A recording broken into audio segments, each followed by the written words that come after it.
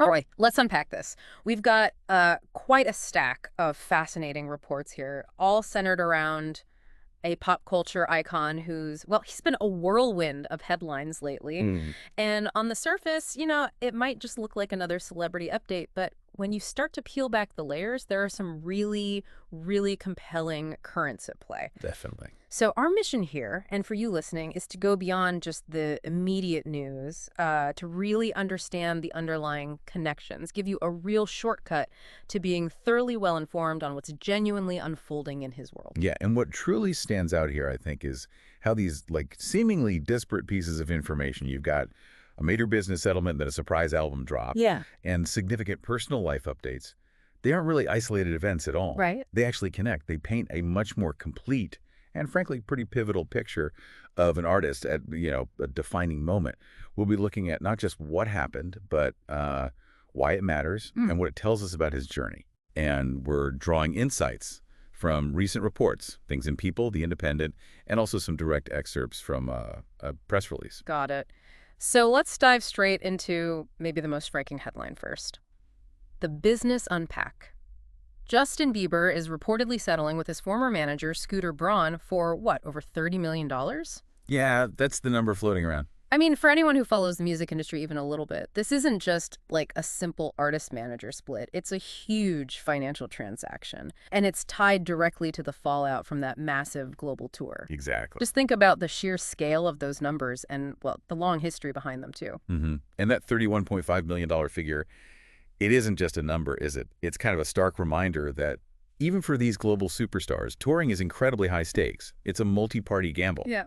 Specifically, that sum reportedly breaks down into $26 million that was owed to Braun's company, HYBE, the South Korean entertainment giant that bought Braun's Ithaca Holdings. Right, HYBE. Plus an additional $5.5 million in unpaid commissions.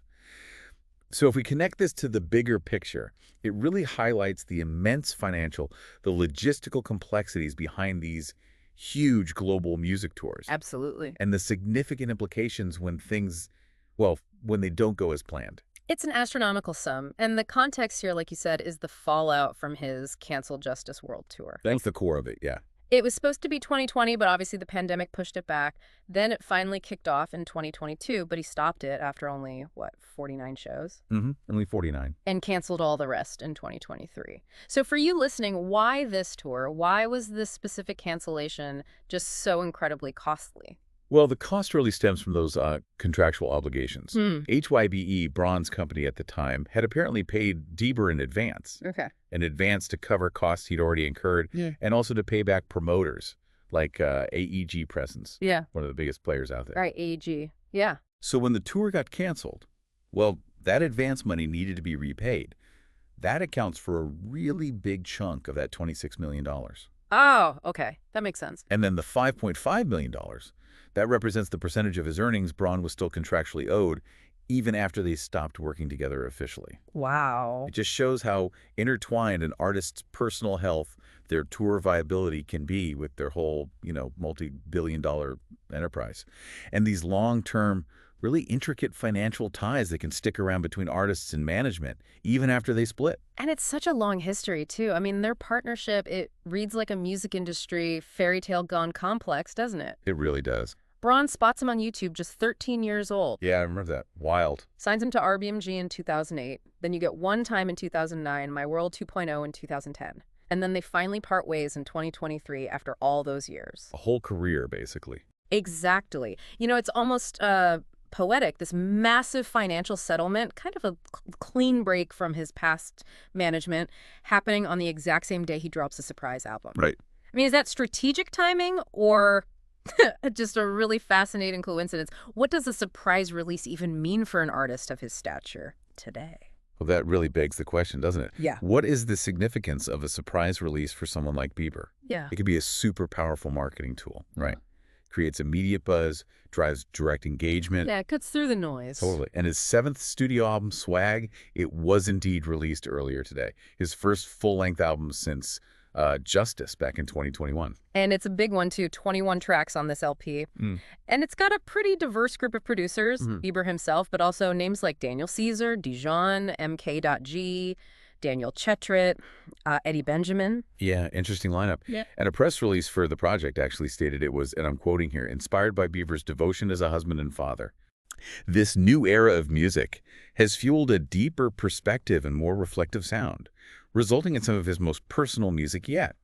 So this declared inspiration, tying it directly to fatherhood, it really suggests a deliberate shift, in his public and artistic story. It feels like more than just a personal story. It's almost a masterclass in narrative control. That makes sense, the fatherhood angle, but is there maybe a risk with that kind of pivot? I mean, we also saw those kind of mysterious swag billboards popping up. Oh yeah, the billboards. First in Iceland, right, where he was supposedly finishing the album back in April. Right, that was the rumor. And then later in LA and even New York City's Times Square. That feels like a really different vibe from devoted husband and father. A wholly different vibe. So how do those two narratives, father and swag, how do they reconcile?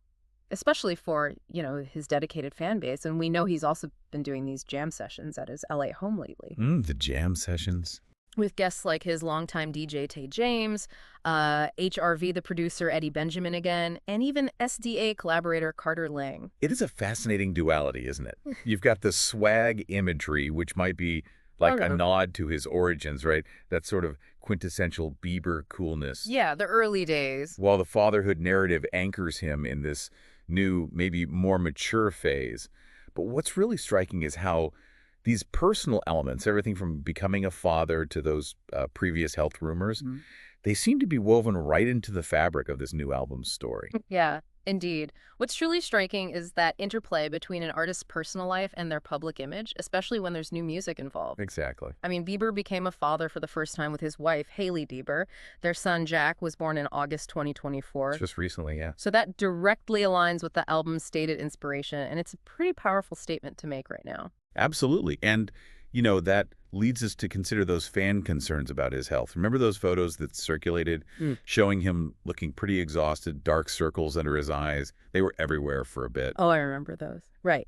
And back in February, a spokesperson for him publicly addressed those concerns, didn't they? Called the rumors exhausting and pitiful. Yeah, strong words. And insisted he's in one of the best places of his life.